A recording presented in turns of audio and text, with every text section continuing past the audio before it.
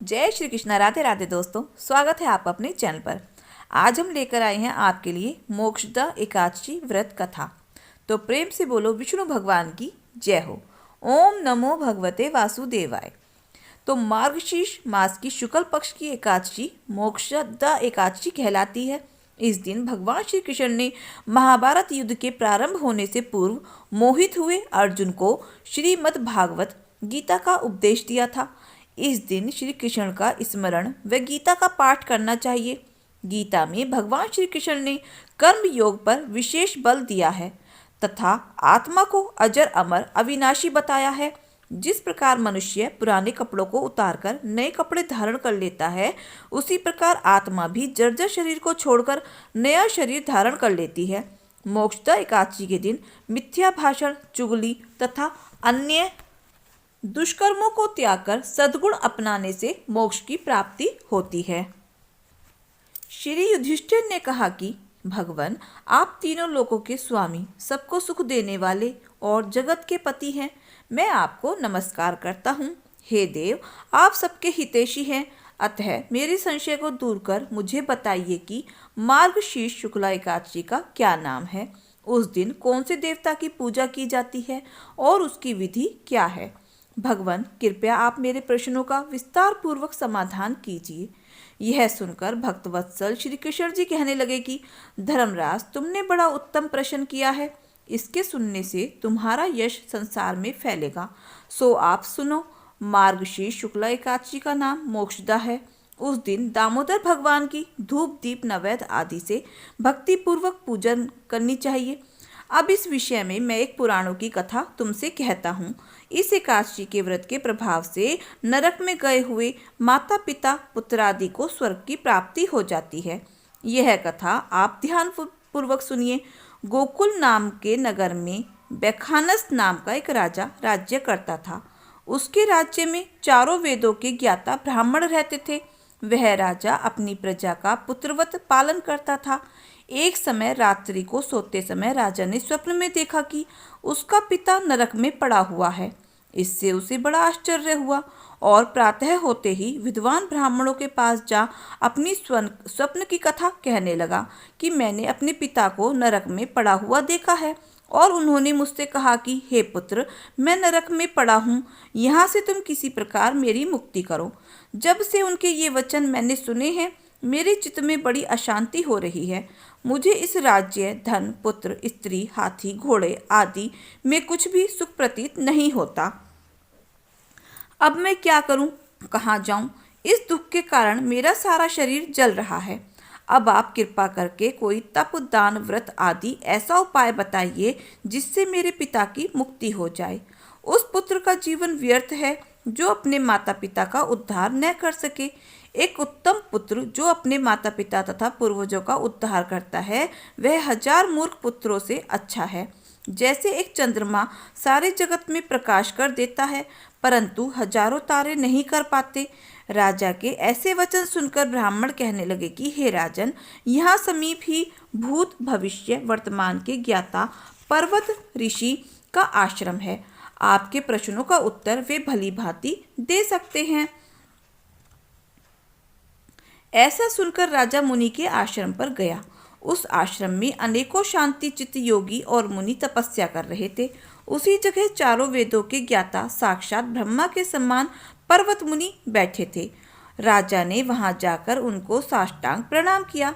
पर्वत मुनि ने राजा को सांगोपांग कुशल पूछी। राजा ने कहा कि महाराज, आपकी कृपा से मेरे राज्य में सब कुछ कुशल है, परंतु अकस्मात एक विघ्न आ गया है जिससे मेरे चित्त में अत्यंत अशांति हो रही है। ऐसा सुनकर पर्वत मुनि ने एक क्षण के लिए अपनी आंखें बंद की और भूत भविष्य को विचारने लगे। फिर बोले कि राजन, मैंने योग बल से तुम्हारे पिता के सब कुकर्मों को जान लिया है। उन्होंने पूर्व जन्म में कामातुर होकर एक पत्नी को रति दी, परंतु सोत के कहने पर दूसरी पत्नी को ऋतुदान मांगने पर भी नहीं दिया। उसी पाप कर्म के फल से तुम्हारे पिता को नरक में जाना पड़ा। तब राजा बोला कि महात्मन, मेरे पिता के उद्धार के निमित्त कोई उपाय बताइए। पर्वत मुनि बोले कि राजन, आप मार्गशीर्ष शुक्ला एकादशी को उपवास करें और उस उपवास के पुण्य को अपने पिता को संकल्प कर दें। उस एकादशी के पुण्य के प्रभाव से अवश्य ही आपके पिता की मुक्ति होगी। मुनि के वचनों को सुनकर राजा अपने महल में आया और कुटुंब सहित इस मोक्षदा एकादशी का व्रत किया। उस उपवास के पुण्य को राजा ने अपने पिता को अर्पण कर दिया। उस पुण्य के प्रभाव से राजा के पिता को मुक्ति मिल गई और स्वर्ग में जाते हुए अपने पुत्र से कहने लगे कि हे पुत्र, तेरा कल्याण हो।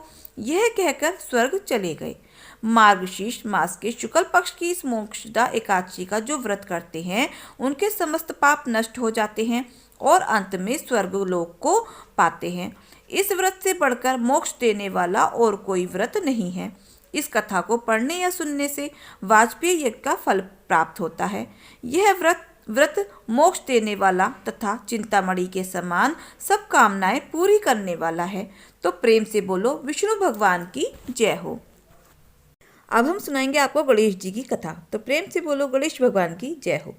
एक बार गणेश जी महाराज सेठ जी के खेत में से जा रहे थे तो उन्होंने 12 दाने अनाज के तोड़ लिए। अचानक फिर गणेश जी के मन में आया कि अरे, मैंने तो सेठ जी के खेत में चोरी कर ली है। और वो पछतावा करने लगे और सोचने लगे कि मुझसे यह क्या पाप हो गया है, अब मैं क्या करूं। तो सोचते सोचते गणेश जी ने कहा कि चलो मैं सेठ जी के यहाँ 12 साल नौकरी पर रह जाता हूँ, मेरे पाप कम हो जाएंगे। यह सोचकर गणेश जी एक बालक का रूप धारण करके सेठ जी के घर चले गए और कहने लगे कि मुझे कोई काम पर रख लो।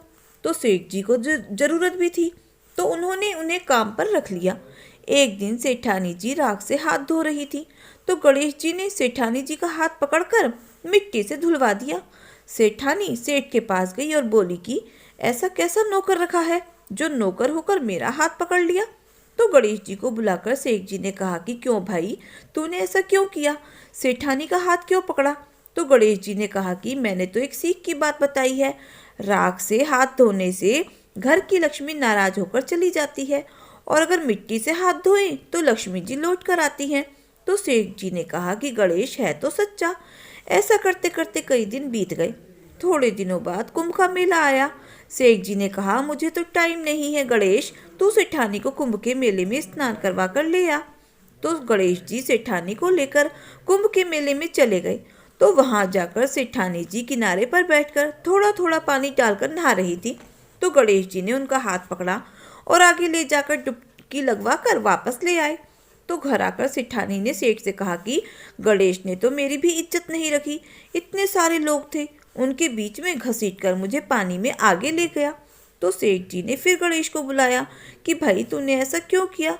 तो गणेश जी ने कहा कि सेठानी जी तो गंदे पानी से किनारे पर बैठकर नहा रही थी, मैं तो आगे ले जाकर साफ पानी में डुबकी लगवा कर लाया हूँ, इससे अगले जन्म में बहुत बड़े राजा और राजपाट मिलेंगे। तो सेठ जी ने सोचा कि गणेश है तो सच्चा। एक दिन सेठ जी के घर में पूजा पाठ हो रही थी, हवन हो रहा था। तो सेठ जी हवन पर बैठे थे और गणेश को कहा कि जाओ सेठानी को बुला कर ले आओ। तो जैसे ही गणेश जी सेठानी को बुलाने अंदर गए तो सेठानी जी तो काली चुनरी ओढ़कर गणेश जी के साथ चलने लगी। तो गणेश जी ने उस चुनरी को उतारकर फाड़ दिया और कहा कि लाल रंग की चुनरी ओढ़कर चलो। तो सेठानी नाराज होकर गुस्सा होकर बैठ गई। उधर हवन पर बैठे हुए सेठ जी सेठानी जी का इंतजार कर रहे थे। काफी देर हो चुकी थी, सेठानी जी बाहर नहीं आई। तो सेठ जी उठकर स्वयं अंदर गए तो देखा सेठानी जी तो गुस्से में पड़ी है। तो सेठ जी ने कहा कि क्या बात है।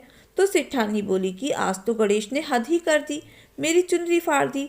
तो सेठ जी ने गणेश जी को बुलाकर बहुत डांटा और कहा कि तुम बहुत बदमाशी करते हो। तो गणेश जी ने कहा कि पूजा पाठ में काले रंग का वस्त्र नहीं पहनते, इसलिए मैंने तो सिर्फ लाल वस्त्र पहनने के लिए बोला था। काला वस्त्र पहनने से कोई भी शुभ काम सफल नहीं होता। तो फिर सेठ जी ने सोचा कि गणेश है तो समझदार। ऐसा करते करते कई दिन बीत गए। एक दिन सेठ जी के घर में गणेश जी की पूजा थी।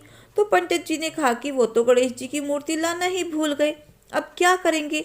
तो गणेश जी बोले मेरे को ही मूर्ति बांधकर विराजमान कर लो, आपकी पूजा सफल हो जाएगी, आपके सारे काम सफल हो जाएंगे। तो यह सुनकर सेठ जी को तो बहुत ही गुस्सा आया और वो बोले अब तक तो तुम सेठानी से ही मजाक करते थे, वो तक तो ठीक था, लेकिन अब तुम मुझसे भी करने लग गए हो। तो गणेश जी बोले, मैं मजाक नहीं कर रहा हूँ, मैं तो सच कह रहा हूँ। ऐसा कहते ही गणेश जी अपने असली रूप धारण कर लेते हैं। तो उन्हें देखकर सेठ और सेठानी देखते ही रह जाते हैं। फिर उन्होंने गणेश जी की पूजा शुरू की। पूजा खत्म होते ही गणेश जी तो वहां से अंतर्ध्यान हो गए। अब सेठ और सेठानी को बहुत ही अफसोस हो रहा था कि इतने सालों से गणेश जी हमारे पास रह रहे थे और हमें पता ही नहीं चला। अनजाने में हमने उनसे कितना काम करवाया। ऐसा सोचते सोचते सेठ जी तो बहुत दुखी हो गए। तो गणेश जी रात को सपने में आकर सेठ जी से कहते हैं कि सेठ जी, आपके खेत में से मैंने 12 साल पहले 12 दाने अनाज के तोड़ लिए थे। उसी का कर्ज उतारने के लिए मैंने 12 सालों तक आपके घर में नौकरी की थी। आपको अफसोस करने की कोई आवश्यकता नहीं है। आज से तुम्हारे घर में किसी भी चीज़ की कोई कमी नहीं रहेगी। इस प्रकार से गणेश जी के आशीर्वाद से सेठ और सेठानी पुत्रवान और धनवान हो गए। तो हे गणेश भगवान, जैसी कृपा आपने सेठ और सेठानी पर करी, वैसे ही सब पर करना। प्रेम से बोलो गणेश गजानन की जय हो। तो दोस्तों, अगर आपको हमारी कथा कहानियाँ अच्छी लगी हो तो प्लीज़ प्लीज़ वीडियो को लाइक, शेयर और सब्सक्राइब अवश्य करें। अपना प्यार और सहयोग दें। तो मिलते हैं फिर नई कथा कहानियों के साथ। धन्यवाद।